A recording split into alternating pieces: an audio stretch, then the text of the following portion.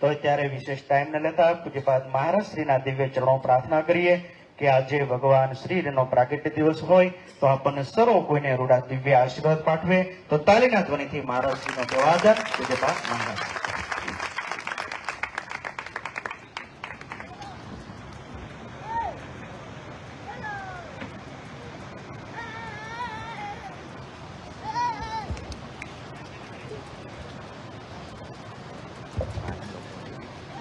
श्री कृष्ण परब्रह्म भगवान पुरुषोत्तम उपास्य इष्टदेवोनः सर्वाविर्भाव कारणम स राधा युतो राधा कृष्ण रुक्ष्मण्यो रम्यो भेदो लक्ष्मी नारायण सही परम कृपा परमात्मा भगवान स्वामी नारायण.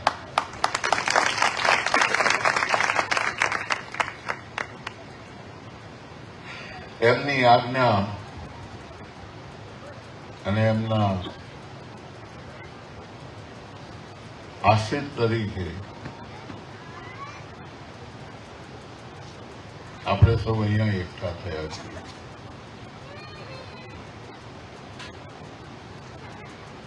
આજનો દિવસ રામનવમીનો દિવસ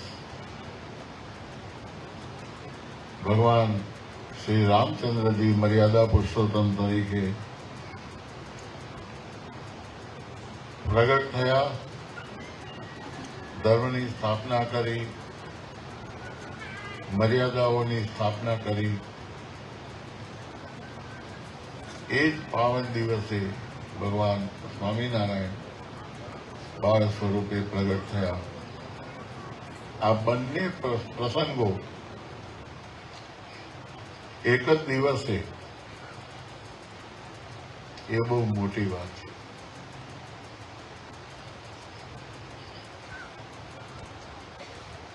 અત્યારે કળિયુગ ચાલે છે અને કળિયુગની અંદર ધર્મ અને અધર્મ એનો પરાપૂર્વથી ચાલ્યો આવતો સંઘર્ષ એ કળિયુગની અંદર જોવા મળે. આમ તો દરેક યુગમાં જોવા મળે.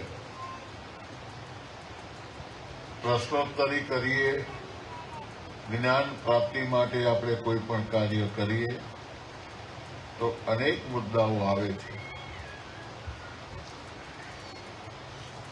પણ મારે જે કહેવું છે, જે સમજાવવું છે એ છે સૌથી પહેલા વેદનું નિર્માણ થયું, વૈદિક સંસ્કૃતિ. વેદની અંદર આ બ્રહ્માંડની ઉત્પત્તિ કરનાર પરમાત્મા એના વિશે લખવામાં આવ્યું, એમના વિશે સમજાવ્યું. તત્વજ્ઞાન આવ્યું. જ્યાં આગળ મનુષ્યની દ્રષ્ટિ સંપૂર્ણ થતી હોય અને આગળ વધતી ન હોય ત્યાં આપણે પૂર્ણ વિરામ મૂકી દઈએ છીએ. પણ એનો અર્થ એવો નથી કે આગળ નથી.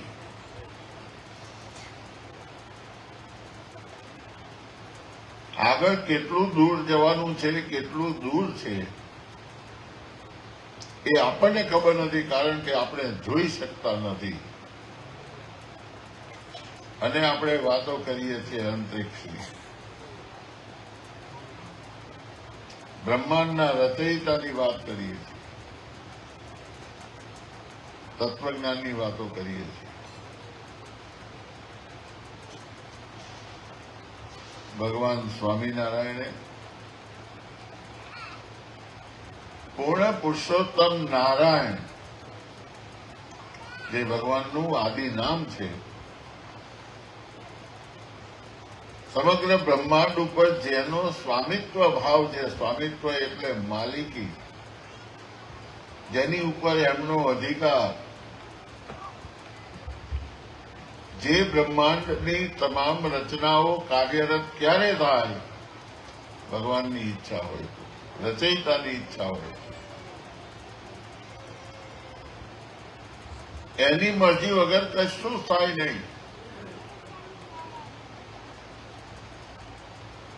આપણને ભગવાને ભગવાનપણાનો સિદ્ધાંત સમજાવેલો છે કે ભગવાન કોને કહેવાય કે જે અંતર્યામી હોય. સામા વ્યક્તિના મનની વાતો જાણી જાય, કહેવું ન પડે. અંતર્યામીપણું હોય, સ્વતંત્રપણું હોય. જીવન અને મૃત્યુ જેના હાથમાં છે, સુખ અને દુઃખ કર્મના અનુસંધાનથી કહીને સુખ અને દુઃખ એ નિર્ણય કરીને આપવાનું જેના હાથમાં છે. સમગ્ર પ્રકૃતિ એ ભગવાનના કઠપુતલીની જેમ નાચે છે. એ જે શક્તિ છે એ પરમાત્મા છે. એ નારાયણ સ્વરૂપે પણ હોય તોય ભલે, કૃષ્ણ સ્વરૂપે હોય તોય ભલે, રામચંદ્રજી ભગવાન તરીકે હોય તોય ભલે. ભગવાન અને ભગવાનના અવતારો આ બધા એક જ સ્વરૂપના અવતારો છે. એકેશ્વરવાદની સિદ્ધાંતની સ્થાપના કરી છે અને એનો આપણે આદિ એ ક્યારે શરૂ થયું એનો આદિ આપણે ગોતવા જઈએ, ક્યાં આપણને મળે? છઠ્ઠી પેઢી હોય આપણી, છઠ્ઠી પેઢીમાં આપણા બાપ દાદા કોણ હતા એનું નામ કદાચ સાંભળ્યું હોય તો નામ હોય, પણ જોયા કોઈએ નથી. કોઈ ગમે તેનો ફોટો લાવી મૂકે કે આ તમારા બાપ છઠ્ઠી પેઢીના. તમે શું કરો? માનો હા પાડો કે ના પાડો? તમને ખબર જ નથી. 3 પેઢીથી આગળ કોઈ જતું નથી. અને 3 પેઢી એટલે કેટલા વર્ષ થાય?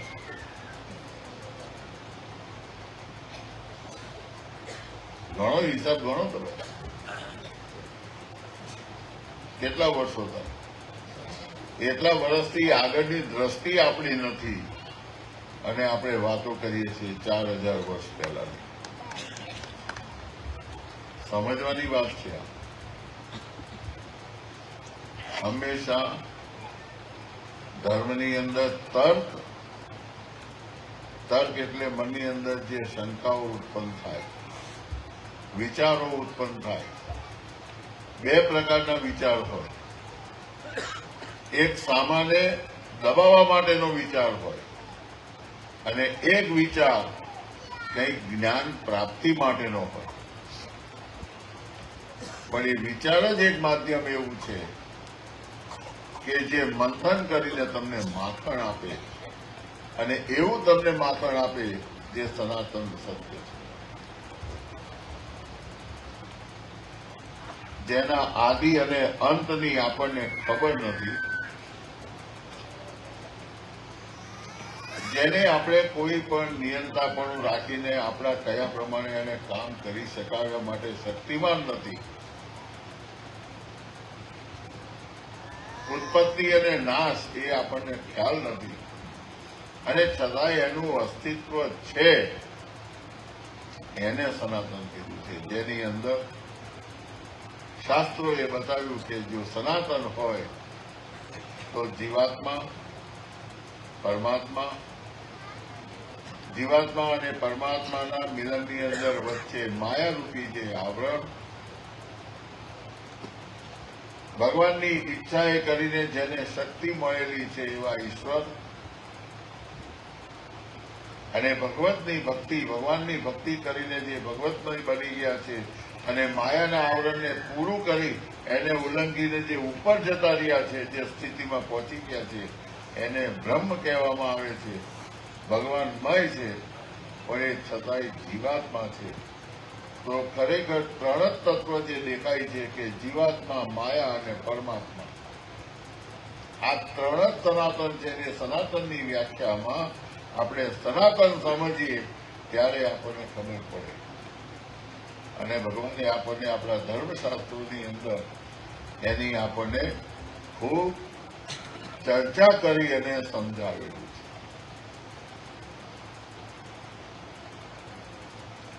આજનો દિવસ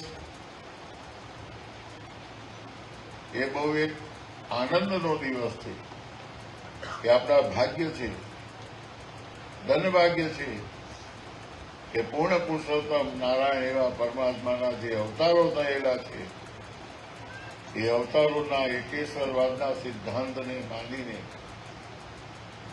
સર્વ આવિર્ભાવસ્ય કારણમ, બધાના આવિર્ભાવનું કારણ છે એ અમારા ઈષ્ટદેવ, અમારા ઉપાસનાના દેવ છે. ભગવાન સ્વામિનારાયણે આપણને આ સિદ્ધાંત આપેલો છે. આપણા ઉપાસ્ય ઈષ્ટદેવ સ્વામિનારાયણ કેમ કહેવાય છે? અત્યારે ઘણા બધા વિવાદો ચાલે છે. વિવાદો સંબંધી મારે કંઈ પણ કહેવાનું નથી અત્યારે. એના પણ ઘણા કારણો છે. ભગવાનની આજ્ઞાનું પાલન કરીને એ કારણોને સાબિત રાખવા પડે અને મારે કંઈ કહેવાનું નથી, એ હકીકત છે. પણ એક વાત છે કે આપણા ઈષ્ટદેવ ભગવાન સ્વામિનારાયણ જેને આપણે માનીએ છીએ, તો શું આપણે બીજા ભગવાનના અવતારોને માનતા નથી? જે ભગવાનને આપણે માનીએ છીએ, પૂજીએ છીએ, એ આપણા પૂર્ણ પુરુષોત્તમ નારાયણ જ એ બધા ભગવાનના અવતારોનું કારણરૂપ છે. પછી એ કૃષ્ણ રૂપે હોય તોય ભલે, રામચંદ્રજી ભગવાનના રૂપમાં હોય તોય ભલે, મત્સ્ય, કચ્છ, વરા ઇત્યાદિ, નૃસિંહ ઇત્યાદિ ભગવાનના જે અવતારો છે, પણ એ છે તો પુરુષોત્તમ નારાયણના અવતાર. કાર્ય નહીં, પરંતુ કોઈ કાર્ય કરવું હોય એના હેતુલક્ષી ભગવાને જે ઐશ્વર્ય બતાવી અને લીલા ચરિત્ર કર્યા, એને કારણે આપણે ભગવાનની અંદર જો ભેદ પાડીએ કે આ ભગવાન જુદા, આ ભગવાન જુદા, તો વિચાર કરો ભગવાન કેટલા? બધા કહે છે મારા બાપ ભગવાન. કોઈ ભગવાન ભાઈ હોય ને એના છોકરા હોય કે કોણ? હું ભગવાનનો છોકરો. તો એ ભગવાન માનાશે? ઘણા બધા પ્રશ્નો છે. પણ આપણે એ ઈષ્ટદેવના સંતાનો છીએ, એ ઈષ્ટદેવના આશ્રિતો છીએ, અને આપણે આપણા કલ્યાણ માટે જીવાત્મા પોતે જેને જ્ઞાન થયેલું છે એ જ્ઞાન અને સમજણથી પોતાના કલ્યાણને માટે 84,ના જન્મ મરણના ફેરામાંથી છૂટવા માટે ભગવાનનું શરણું સ્વીકારે છે. એક બહુ સરસ સ્તોત્ર છે, આદ્ય શંકરાચાર્યજીએ લખેલું. સ્તોત્રનું નામ છે ભજ ગોવિંદમ. હું ઘણી વખત વાતની અંદર કહું છું, અંગમ ગલિતમ ફલિતમ મુંડમ દસન વિહીનમ જાતમ પુન્નમ વૃદ્ધો યાતિ ગૃહિત્વા દંડમ તદપિન મુંચતિ આશા પિંડમ. ભજ ગોવિંદમ ગોવિંદમ ભજ મૂઢમતે. આ બધા શબ્દો જે હું બોલું છું ને, ઘણી વખત પ્રવચનમાં તમે સાંભળ્યા છે. પુનરપી જનનમ પુનરપી મરણમ પુનરપી જનની જઠરે શયનમ. શંકરાચાર્યજી લખીને ગયા છે.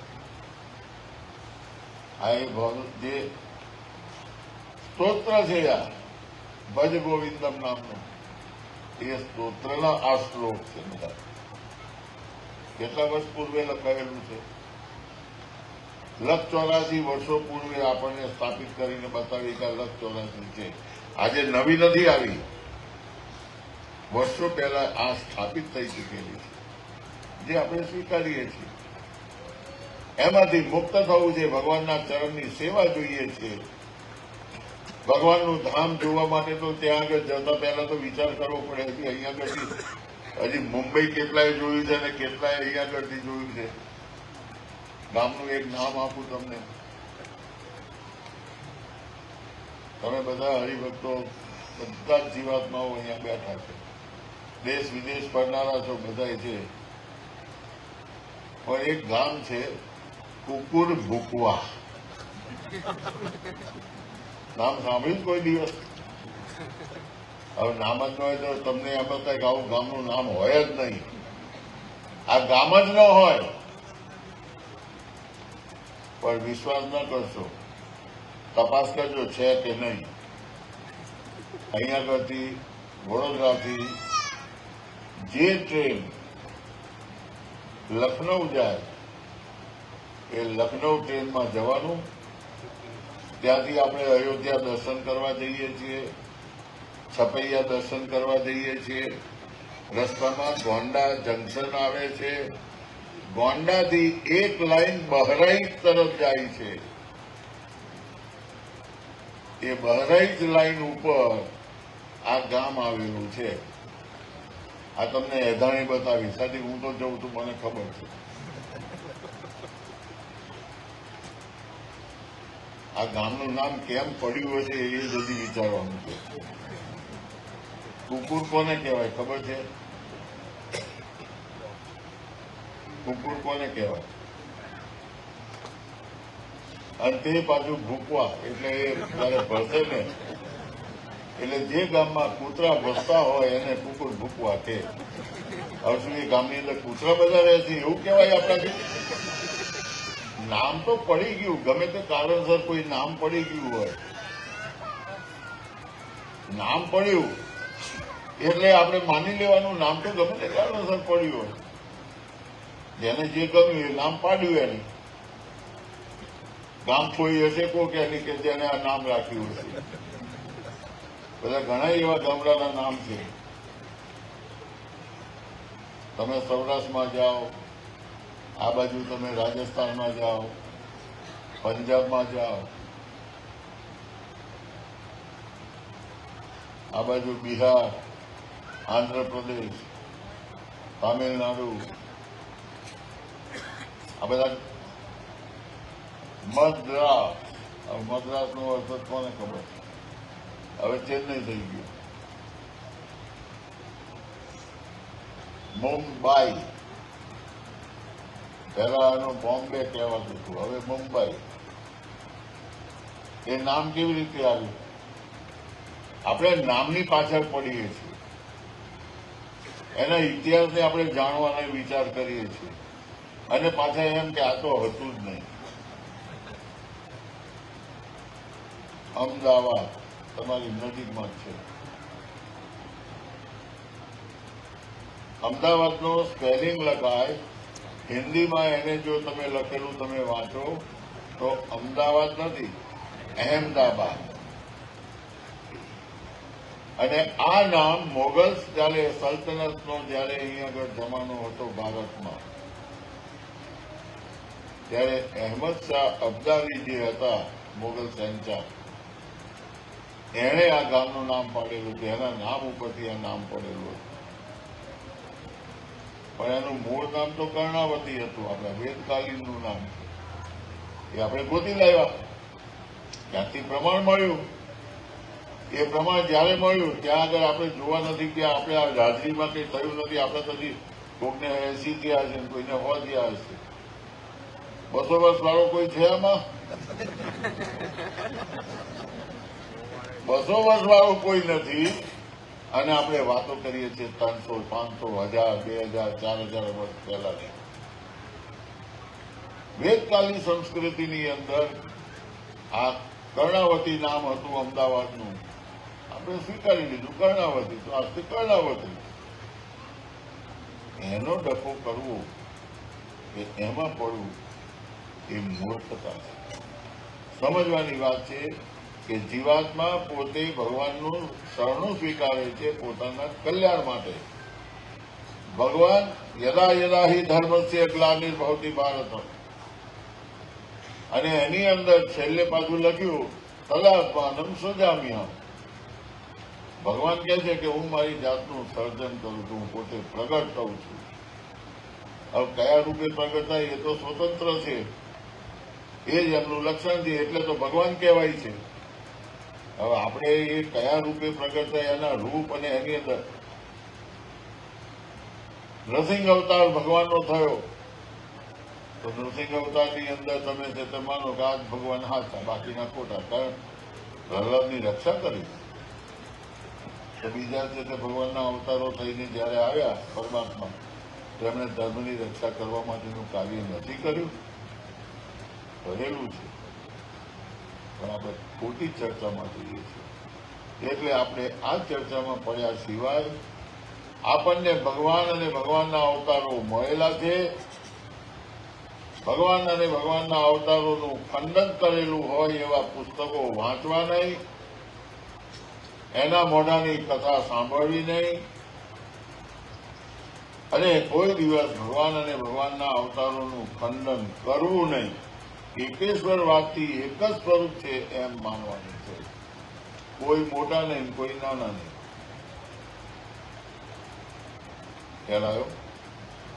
સમજણ પડી ને? એટલે આ જે અત્યારના જે ચક્રવ્યૂહની અંદર, કળિયુગના જે વાતાવરણની અંદર ધર્મથી આપણને કદાચ અનુસંધાનથી ગમે તે રીતે પથભ્રષ્ટ કરવાની જો કદાચ કોઈ ક્રિયા થતી હોય, કે આપણને પ્રેરણા મળતી હોય, કે આપણે નાસ્તિક થતા હોઈએ, તો મહેરબાની કરીને ભગવાનનું શરણું તમે કોઈ છોડશો નહીં. મારે એ કહેવાનું છે. કોઈ આપણને એમ કે જય શ્રી કૃષ્ણ, તો પ્રેમથી બોલો જય શ્રી કૃષ્ણ. અને હું તો ડબલ કહીશ હો. એનું કારણ છે હું જન્માષ્ટમીનો જન્મેલો છું.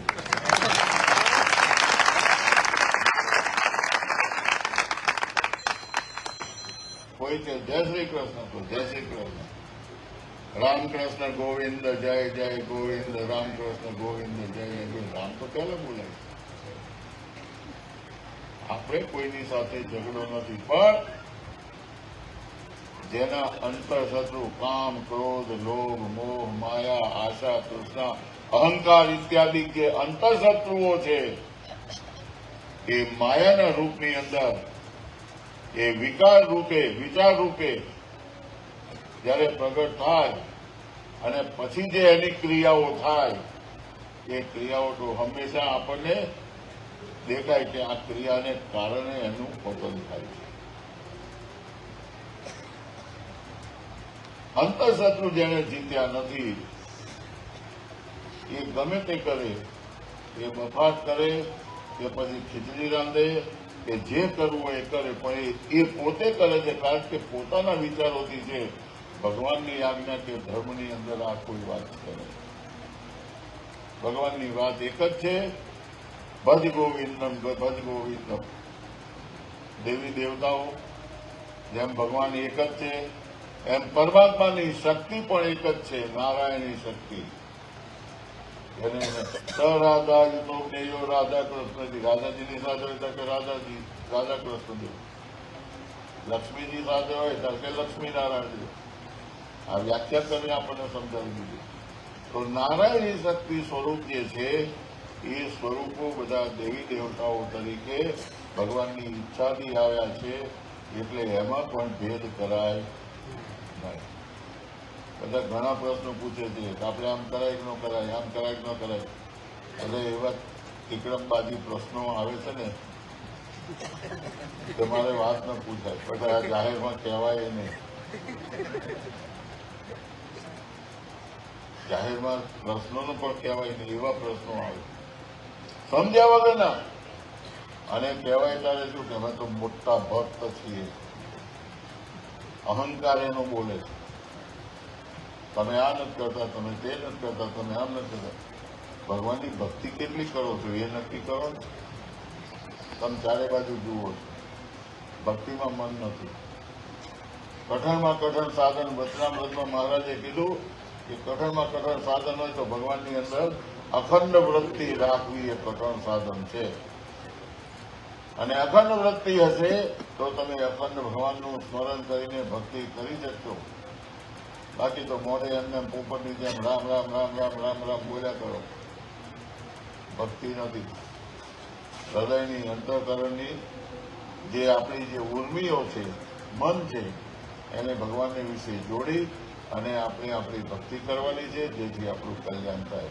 અને એ કલ્યાણ મોક્ષના દાતા જ્યારે મનુષ્ય રૂપે ભક્તોના મનોરથોને પૂર્ણ કરવા માટે, જે ભગવાનના ભક્તો છે એની રક્ષા માટે, ધર્મના સ્થાપન માટે અને અસુરોનો નાશ અને અધર્મનો નાશ કરવા માટે પ્રગટ થાય છે.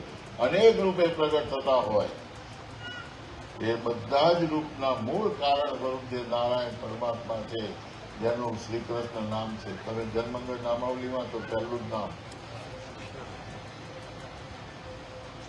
જ નામ શ્રી કૃષ્ણાય નમઃ. ઘણા એમ કે ભાઈ આ સ્વામિનારાયણ ભગવાન છે એ તો કૃષ્ણની ભક્તિ કરતા હતા, એ કૃષ્ણની ભક્તિ કરતા હતા. તો આપણે એટલું જ કહેવાનું કે કૃષ્ણની એ ભક્તિ કરતા હતા તો આ મનુષ્ય હતા કે કોણ હતા? તો કૃષ્ણ કોની ભક્તિ કરતા હતા? એ ગુરુ તરીકે સાંદિપની ઋષિ પાસે ગયા ભણવા માટે. તો જે ભણવા માટે જાય તો ભગવાન તો અંતર્યામી છે, તો એને ભણવાની જરૂર ક્યાં? આ તર્કની વાતો છે, ઝઘડા કરવા માટેના, બાજવા માટેના. એક કહેવત છે, પંડિત સે પંડિત મિલે કરે વાદ વિવાદ. આ વાદ વિવાદની વાતો આવી. અને જો ગધે સે ગધા મિલે કરે લાતમ. શાસ્ત્રોના સંબંધોના વિચારોને સમજણથી આપણે સમજીને એની સાથે એકરૂપતા કરવાની છે. અને એકરૂપતા કરવાનો જે નિયમ અને જે માર્ગ એ ભગવાને આપણને બતાવેલો છે. અત્યાર સુધીના તમામ ધર્મશાસ્ત્રોનો સાર કાઢીને સરળતાથી આપણે ભગવાનના કૃપાપાત્ર છીએ એટલે આપણને મળ્યો છે. નહીં તો શાસ્ત્રાર્થમાં કરવું પડે. બહુ લાંબી વાતો થાય, વધારે કરવી નથી. જે ભગવાનનું સ્વરૂપ આપણને મળ્યું છે ને એનો જન્મદિવસ છે, તો આ બધી પડાપૂંછમાં કરતા ભગવાનનું ભજન કરો, આપણું કલ્યાણ થાય. લાડવા ખવાય, પંજીરી ખવાય. પંજીરી ખાવી છે ને? પંજીરી કેટલા પ્રકારની?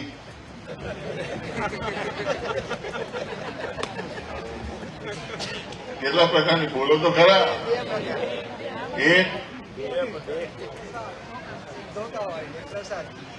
એક શરીરને પોષણ આપે અને એક શરીરનું દુઃખ દૂર કરે.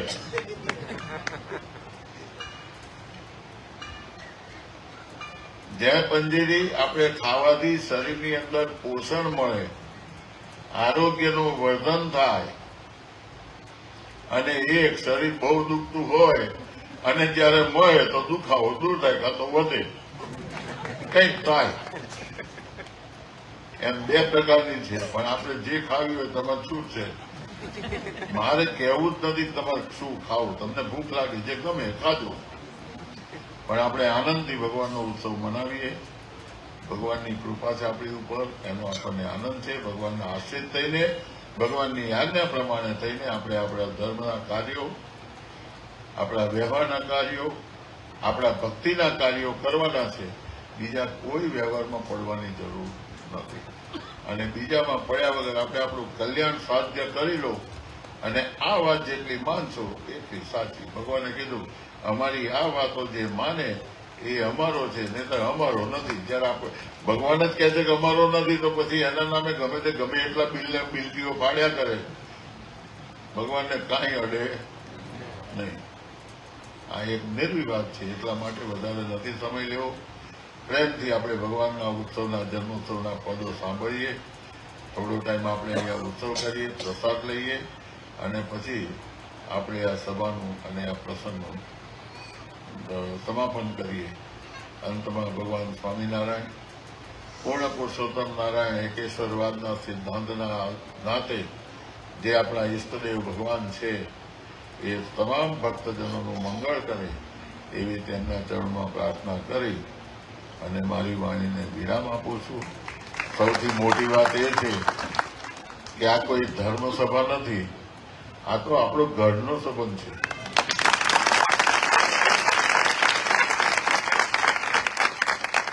આને માટેનું એક શબ્દ છે વચનામૃતની અંદર, જે આખું વર્ણન, આ સૃષ્ટિના વર્ણન, ઉત્પત્તિના વર્ણન માટે જે લખ્યું છે એની અંદર વૈરાટ નારાયણનું શરીર આખું તૈયાર થઈને બેઠું છે, એ પડ્યું છે ત્યાં. બધા એના અંગો, આ તે બધા, એ બધું જ વ્યવસ્થિત તૈયાર છે, આયોજન. પણ નારાયણે જયારે એની અંદર પ્રવેશ કરેલો છે ત્યારે એ વૈરાટ સ્વરૂપ નારાયણ એ શરીર કામ કરતું થયું છે. આવો એક ઉલ્લેખ છે વચનામૃત. તો એ વૈરાટ નારાયણમાં જે પ્રવેશ કરનાર છે ને એ જ પરમાત્મા છે. અને એટલે જ પરમાત્માની ઈચ્છાથી આ આખી સૃષ્ટિની રચના થયેલી છે એમ આપણે માનવાનું છે. અને એ પરમાત્માએ જયારે આપણને આપ્યું છે આ, તો એનો આપણે સ્વીકાર કરી અને સમજી અને ચાલવાનું છે. જય સ્વામિનારાયણ.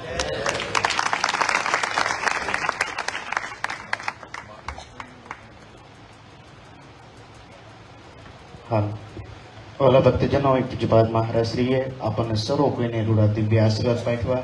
ભગવાન શ્રી આપણા માટે એ વખતે વિચાર્યું છે કે મુમુક્ષુના જીવનની અંદર મોક્ષ માર્ગમાં કોઈ પ્રશ્ન આવશે તો કોણ સમાધાન કરશે. એટલા માટે આચાર્ય પદની સ્થાપના કરી કે જ્યારે જેનો દેશકાળ આવશે ને ત્યારે અમારા આચાર્ય એ મુમુક્ષુને અવનવા પ્રશ્નમાંથી ઉગારી અને ભગવાન સુધી ભેટો કરાવશે. તેવા પૂજ્યપાદ મહારાજશ્રીના મુખે આપણને દિવ્ય આશીર્વાદ પ્રાપ્ત થયા. હવે અહીંયા આપણે ભગવાનના ભક્તિના પદો એને ગાશું, સાંભળશું અને સાથે રાસ પણ લેશું. પણ રાસમાં એક મર્યાદા રહેશે. અંદરનો રાઉન્ડ બંને બાલાજી મહારાજ સંતો પાર્ષદોનો રહે અને બહારનો રાઉન્ડ તમામ હરિભક્તોનો રહેશે. અંદરના રાઉન્ડમાં તમે નો આવતા, તમારા રાઉન્ડમાં અમે નહીં આવીએ. બરાબર? બેયના દેશ વિભાગના લેખન ને આમાં આવી જાય ને તો બધા પછી બાલાજી મહારાજને રમવાનું હતું. અને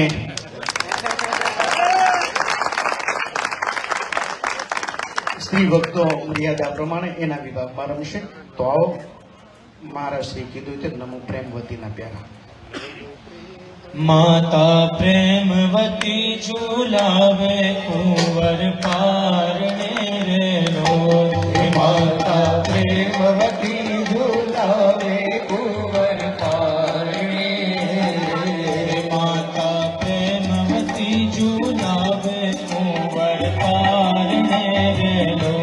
માતા પ્રેમવતી ઝુલાવે કુંવર પારણે.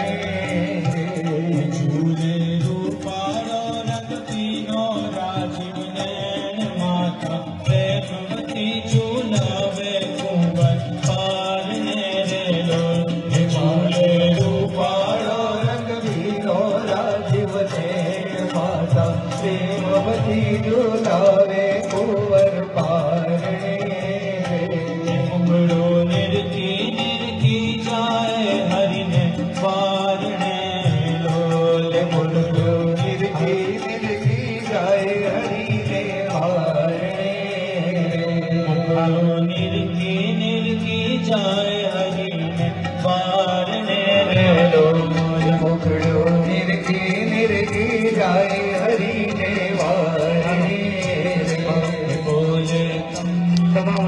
હરિભક્તો કોઈ પ્રસાદ વગર જાય નહીં. અને અહીંયા જે યુવાનો ઉભા છે એને મારી વિનંતી, પાછળ પણ દર્શન કરવાવાળા બેઠા છે, માટે તમને બધાને ફોટા વિડીયો પ્રાપ્ત થશે. તમે તમારી જગ્યામાં આવતા રહો બધા. હાલો, પોતપોતાની જગ્યામાં વાલા ભક્તો બધા આવતા રહ્યો. પ્રસાદ લીધા વગર જાય નહીં. એના માટે બહાર જે કે પ્રમાણે એનું આયોજન પ્રસાદ આપવાનું કરજો. આવો યુવાનો મારી ખાસ, હવે અહીંયા કોઈ નો બીજા યુવાનો આવે, પાછળના લોકોને દર્શન ન થાય માટે આપણે બધા આ બાજુ આવતા. હે માતા પ્રેમવતી ઝુલાવે કુંવર પારણે રે